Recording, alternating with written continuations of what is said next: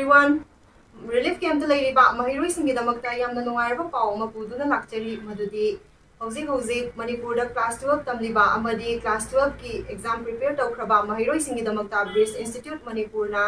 ꯂꯥꯛꯀꯗꯧꯔꯤꯕ CUET exam ꯑꯁꯤꯗ ꯊꯥꯕ ꯃꯇꯝꯗ ꯊꯦꯡꯅꯒꯗꯧꯔꯤꯕ ꯈꯨꯗꯣꯡꯆꯥꯗꯕ ꯑꯃꯗꯤ ꯆꯃꯝꯅꯕ ꯂꯩꯕꯁꯤꯡ ꯑꯗꯨ ꯏꯟꯁꯇꯤꯇ꯭ꯌꯨꯠ ꯑꯁꯤꯅ ꯌꯥꯝꯅ ꯂꯥꯏꯅ ꯀꯣꯛꯍꯟꯖꯔꯒꯅꯤ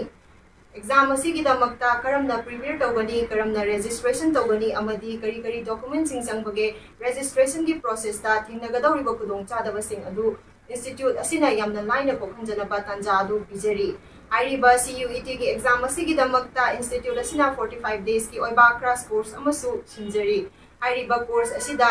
ꯍꯧꯖꯤꯛ ꯃꯅꯤꯄꯨꯔꯒꯤ ꯑꯣꯏꯔꯤꯕ ꯇꯪꯗꯨ ꯂꯩꯇꯥꯗꯕ ꯐꯤꯕꯝ ꯑꯁꯤꯒꯤ ꯌꯦꯡꯖꯔꯒ ꯔꯤꯂꯤꯐ ꯀꯦꯝꯞꯇ ꯂꯩꯔꯤꯕ ꯃꯍꯩꯔꯣꯏꯁꯤꯡꯒꯤ ꯑꯣꯏꯅꯗꯤ course ꯑꯁꯤ ꯐ꯭ꯔꯤꯗ ꯁꯤꯟꯖꯒꯅꯤ ꯍꯥꯏꯔꯤꯕ CUET ꯒꯤ exam ꯑꯁꯤꯒꯤ registration ꯒꯤ last date 26 March ꯇ ꯑꯣꯏꯕ ꯃꯔꯝꯅ ꯍꯥꯏꯔꯤꯕ ꯈꯨꯗꯣꯡꯆꯥꯕ ꯑꯁꯤ ꯃꯥꯡꯍꯟꯕꯤꯒꯅꯤ ꯈꯨꯗꯣꯡꯆꯥꯕ ꯑꯁꯤ ꯂꯧꯕꯤꯅꯕꯒꯤꯗꯃꯛꯇ ꯕ꯭ꯔꯤꯖ ꯏꯟꯁꯇꯤꯇ꯭ꯌꯨꯠ ꯃꯅꯤꯄꯨꯔꯒꯤ ꯑꯣꯐꯤꯁꯇ ꯂꯦꯡꯕꯤꯔꯛꯇꯨꯅ ꯅꯠꯇ꯭ꯔꯒ ꯄꯤꯖꯔꯤꯕ ꯀꯣꯟꯇꯦꯛ ꯅꯝꯕꯔ ꯑꯁꯤꯗ ꯀꯣꯟꯇꯦꯛ ꯇꯧꯕꯤꯔꯛꯅꯕ ꯈꯪꯍꯟꯖꯔꯤ